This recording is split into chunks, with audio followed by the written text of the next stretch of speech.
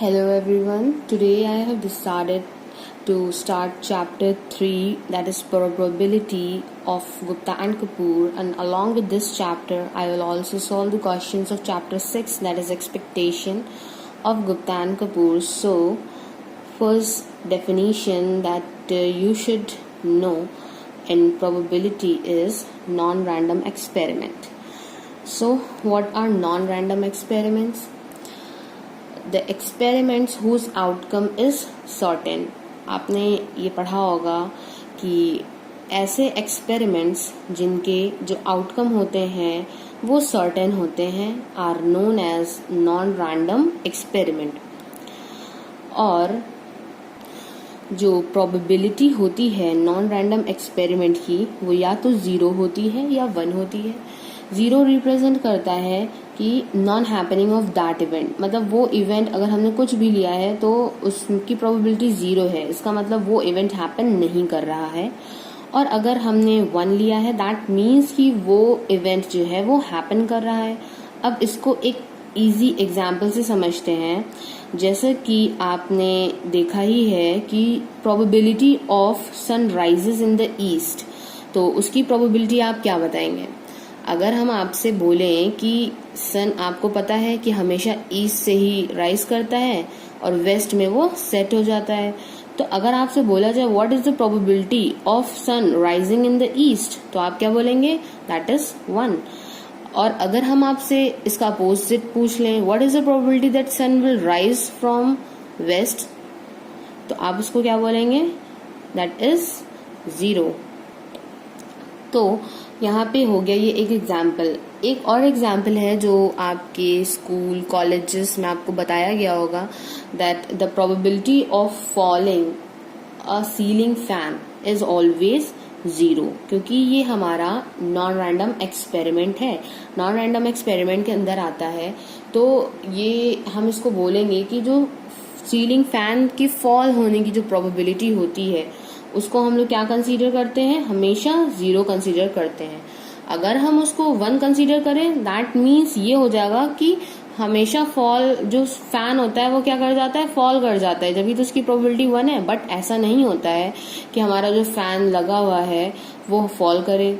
Okay, तो ये हमारे जो 2 एक्सपेरिमेंट हो गए वो हो गए नॉन रैंडम एक्सपेरिमेंट। हमारी प्रोबेबिलिटी में 2 टाइप्स के एक्सपेरिमेंट होते हैं, फर्स्ट नॉन रैंडम एक्सपेरिमेंट और सेकंड जो होता है वो होता है रैंडम एक्सपेरिमेंट।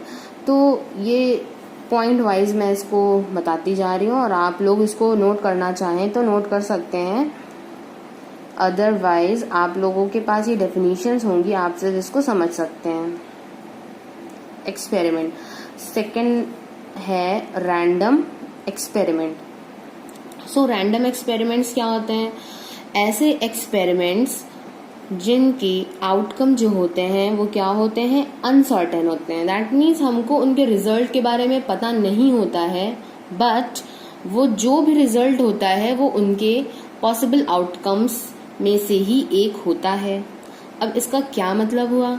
अगर आप एक कॉइन ले लें, अगर आपने एक कॉइन लिया तो उस कॉइन के 2 फेस होते हैं, या तो उस पे हेड होगा या फिर उस पे टेल होता है। दैट मीन्स अगर कॉइन हमने लिया है तो उसके जस्ट 2 पॉसिबल आउटकम्स होते हैं। तो अब ये तो अनसर्टेन है ना, ये सर्टेन तो है नहीं कि हम कॉइन उछालें कि हमारा हेड ही आएगा हमेशा। अगर हमेशा हेड आ रहा है दैट मीन्स ये तो सर्टेन है, तो ये हमारा रैंडम एक्सपेरिमेंट नहीं कहलाएगा। बट हमारा जो टॉसिंग ऑफ अ कॉइन है वो एक तरह से कौन सा एक्सपेरिमेंट? रैंडम एक्सपेरिमेंट है, क्योंकि उसमें 2 पॉसिबल आउटकम्स होते हैं जिनके बारे में हमें नहीं पता होता है। उसमें हमारा जो रिजल्ट है वो कुछ भी आ सकता है, हेड आ सकता है या फिर टेल आ सकता है। तो 2 पॉसिबल आउटकम्स हैं, तो जो आंसर होगा वो इन दोनों पॉसिबल आउटकम्स में से कोई एक ही होगा। इसी तरह से जो हमारा डाइस है, अगर हम डाइस को थ्रो करते हैं तो उसमें 6 पॉसिबल आउटकम्स होते हैं, 1 2 3 4 5 6। तो हमको ये कंफर्म नहीं होता है कि इसमें से कौन सा आउटकम जो है वो आएगा अगर हमने एक बार डाइस थ्रो किया है। तो मेरे बताने का मतलब यही है कि random experiment are those experiment whose outcome is uncertain but it may be one of the several possible outcome. यहाँ पे भी जो इसके एग्जॉस्टिव केसेस हैं इनमें से ही कोई एक आंसर आएगा या कोई एक रिजल्ट आएगा अगर हम एक बार डाइस को थ्रो करते हैं। अब देखिए थर्ड हमारी जो डेफिनेशन होगी वो होगी trial and event. Trial and event क्या होते हैं आपको इसके बारे में पता होना चाहिए। जैसे कि इस एग्जाम्पल से बताया मैंने कि आपने डाइस थ्रो किया। अब आपने जो डाइस थ्रो किया है मतलब जो एक्सपेरिमेंट आपने परफॉर्म किया है, आप उस एक्सपेरिमेंट को क्या बोलेंगे, वो आपका है ट्रायल। और जो आपको आउटकम मिला था, हेड या फिर टेल या फिर इनमें से कोई भी आउटकम जो आपको मिला, आप उसको क्या बोलेंगे, वो हो जाएगा आपका इवेंट। ये जो मैं आपको डेफिनेशंस बता रही हूँ, प्रोबेबिलिटी का चैप्टर स्टार्ट होने से पहले आपको ये सारी डेफिनेशन पता होनी चाहिए एग्जैक्टली एक एक चीज के बारे में, क्या होता है क्या नहीं होता है। क्योंकि आगे के अगर मैं क्वेश्चन लगाऊं और आपको ना पता हो कि what is trial, what is event, what are exhaustive cases, तो आपको थोड़ा सा मुश्किल होगी क्वेश्चंस को समझने में। तो आपसे रिक्वेस्ट यही है कि आप लोग इन डेफिनेशंस को अच्छे से अपने माइंड में रखें, और आगे भी और डेफिनेशंस बताऊंगी तो उसके लिए आप नेक्स्ट वीडियोस देखें, साथ में इन डेफिनेशंस को नोट करें और अच्छे से लर्न करें, ताकि आगे जाके जो भी क्वेश्चन सॉल्व हो उनको आप अच्छे से समझ के लगा सकें। क्योंकि प्रोबेबिलिटी चैप्टर को समझना, अगर आपने इसका बेस समझ लिया तो आगे के क्वेश्चंस में आपको कोई भी डिफिकल्टी नहीं होगी। अदरवाइज अगर आपका बेस कमजोर है और आपने अच्छे से नहीं समझा है स्टेप बाय स्टेप, तो आपको फर्दर क्वेश्चन सॉल्व करने में भी बहुत डिफिकल्टी होगी।